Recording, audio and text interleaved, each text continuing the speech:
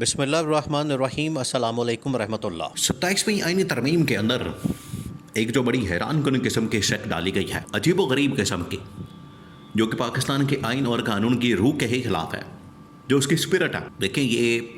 آئین اگر آپ اس کی کتاب کو کھولیں اور پہلے پیج کے اوپر ہی جو پہلی لائن ہے، پہلا جملہ ہے، وہ یہی ہے کہ یہ ملک پاکستان اللہ تعالیٰ کی دی ہوئی ایک امانت ہے، اور اس کے اندر جو حکمران ہوں گے وہ اللہ تعالیٰ کے نمائندے ہوں گے، اور وہ جو فیصلے کریں گے وہ قرآن و سنت کے مطابق اور آئین کے مطابق کریں گے، اور آئین کے اندر کوئی بھی شک اور کلاز اور کوئی بھی آرٹیکل ایسا نہیں ڈالا جائے گا جو کہ قرآن و سنت کے خلاف ہو۔ یہ ہے اس کا متن، جو بڑا کلیئر کرتا ہے، کیٹیگوریکلی، بڑی کلیئرٹی کے ساتھ، کلیئر کٹ۔ اس کے اندر کوئی کسی کو ڈاؤٹ نہیں ہے کہ بالکل پاکستان ایک اسلامی جمہوریہ پاکستان ملک، اس کے اندر آئین اور قانون کی بالادستی، حکمرانی، اور وہ آئین جس کے بنیاد قرآن و سنت کے اوپر ہے۔ لیکن یہ جو ایک اس کے اندر استثناء والی بات ڈالتی گئی، اس کے اوپر پورا پاکستان شور مچا رہا ہے، پاکستان کی عوام شور مچا رہی ہے، لیکن سب سے بڑھ کر جو پاکستان کی اسلامی برادری ہے اور جو پاکستان کی جتنی سیاسی، دینی، مذہبی جماعتیں، رہنما لوگ اور علماء کرام، وہ تمام کے تمام لوگ اس بات کے اوپر قائل ہیں، متفق ہیں، ان کا اتفاق ہے کہ یہ جو صدر کے لیے، فیلڈ مارشل کے لیے، دیکھیں اس کے اندر استثناء والی آپشن ڈالی گئی ہے، شک ڈالی گئی ہے، اور وہ دو شخصیات کو اصل میں ڈیل کرتی ہے، یا دو شخصیات کے متعلق ہے۔ ایک ہے صدر، ایک ہے فیلڈ مارشل۔ صدر کے متعلق آپ کو پتہ ہے بات کرنا آسان ہے، فیلڈ مارشل کے متعلق بات کرنا تھوڑا مشکل ہے۔ تو اب اس کے اندر بغیر نام کے، بغیر کسی شخصیت کے، بغیر کسی عہدے کے، اس کا نام لیے بغیر اسٹریٹ اوے اس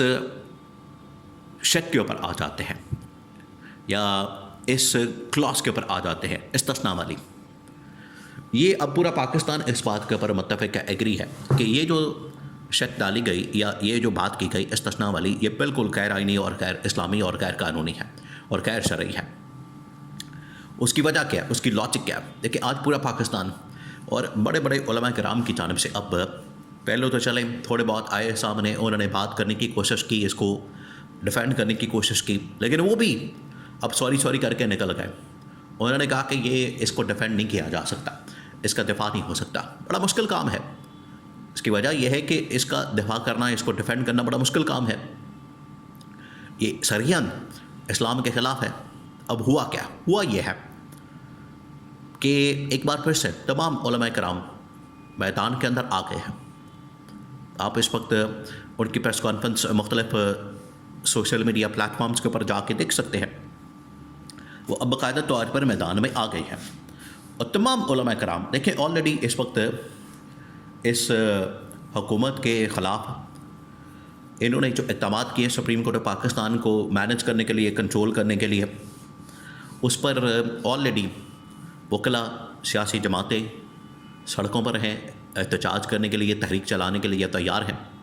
ادھر یہ جو شک ڈالی گئی، یہ جو کلاس شامل کیا گیا،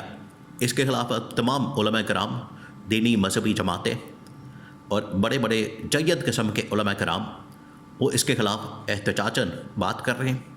اور کہہ رہے ہیں کہ غیر اسلامی ہے۔ اس کی وجہ کیا ہے؟ پہلے اس کی لاجک بھی آپ سمجھیں۔ وجہ یہ ہے کہ اگر آپ اسلام کی تاریخ اٹھا کے دیکھیں، اب اس کے اوپر علامہ ناصر عباس اور اس کے اندر مختلف علماء کرام، مختلف مکتبہ فکر کے، ان کا چاہے تعلق اہل حدیث سے ہو، یا ان کا تعلق اہل تشیع سے ہو، اہل سنت سے ہو، دیوبند فرقے سے ہو، یا دیوبند مکتبہ فکر سے ہو، تمام کے تمام اس بات کے اوپر متفق ہے کہ اسلام کی تاریخ میں خلفائے راشدین کو بھی یہ استثناء والی سہولت حاصل نہیں تھی، ان کو میسر نہیں تھی۔ ان کے پاس حالانکہ یہ وہ کر سکتے تھے، یہ ان کے پاس اختیار تھا، حق تھا، لیکن انہوں نے اس کو استعمال نہیں کیا، انہوں نے اس کو یوز نہیں کیا، بلکہ اپنے آپ کو عوام کے سامنے جواب دے رکھا، اور اپنے آپ کو عوام کے سامنے سوال کے لیے پیش کیا، احتساب کے لیے پیش کیا۔ تو یہ اب اس کے اندر کہا جا رہا ہے کہ پاکستان میں یہ جو استثناء صدر کو، آصف علی زرداری کو تاحیات، اوپر سے تاحیات مل گیا کہ پہلے ہی ایک تو 5 سال کے لیے مل جاتا تھا، یا اس وقت تک، اس مدت تک جتنی دیر تک وہ اقتدار میں رہتے، پاور میں رہتے، اس وقت تک تو ان کو یہ استثناء مل جاتا، چلے اس کی تو سمجھ آتی ہے. لیکن تاحیات عہدے سے ہٹنے کے بعد بھی یہ جو استثناء ہے اس کو ماننے سے اب لوگ انکاری ہیں اور کہہ رہے ہیں کہ اس کو نہیں مانا جا سکتا، اس کو تسلیم نہیں کیا جا سکتا کہ تاحیات کہ آپ جو مرضی کرتے پھریں، آپ خزانہ لوٹیں، لوٹ مار کریں، آپ ملک کے اندر انی مچا دیں یا کسی کا کوئی قتل تک کر دیں، تو کیا اس بندے کو استثناء مل جائے گا؟ یہ نہیں ہو سکتا. جو عوامی عہدے کے اوپر بیٹھا ہے، عوامی پوسٹ کے اوپر بیٹھا ہے، وہ رسپانسبل ہے. دیکھیں عمران خان کی ان کے ساتھ لڑائی کیا ہے، اب آ جائیں اس کے پر. انہوں نے، علماء کرام نے تو اپنا نقطہ نظر دے دیا. اب اس کے لیے فیلڈ مارشل اور اسٹیبلشمنٹ کے اندر بڑا اس وقت تشویش کی لہر ہے. انہوں نے کہا کہ یہ تو الٹا ان لوگوں نے ہمیں مروا دیا، کیونکہ نون لیگ اور پیپلز پارٹی، یہ ویسے ان کی بھی ایک سازش ہے. انہوں نے جان بوجھ کے یہ شک ڈال کے، ان کو پتا تھا کہ اس سے ایک بیکلیش آئے گا. دوسرا، انہوں نے خود بھی حاصل کرنے کی کوشش کی، خود تو حاصل نہیں کر سکے کیونکہ ان کو پتا تھا کہ عمران خان کو مل جائے گا. ان کو بتا دیا گیا، یہ دوڑ گئے اور کہا کہ نہیں،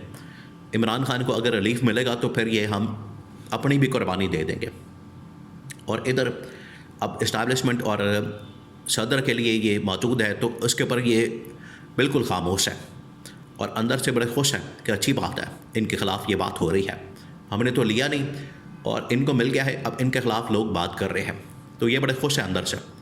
تو اسٹیبلشمنٹ نے یہ محسوس کیا. دیکھیں عمران خان کی یہی لڑائی ہے ان کے ساتھ کہ احتساب ہوگا، ان کی اکاؤنٹیبلٹی ہوگی، حساب کتاب ہوگا. تو اب اسٹیبلشمنٹ نے محسوس کیا کہ یہ تو اندر سے ہمارے ساتھ ہی 2 نمبری اور گیم کھیلی جا رہی ہے، تو کیوں نہ سبق سکھایا جائے پھر ان کو، اور ان کو بتایا جائے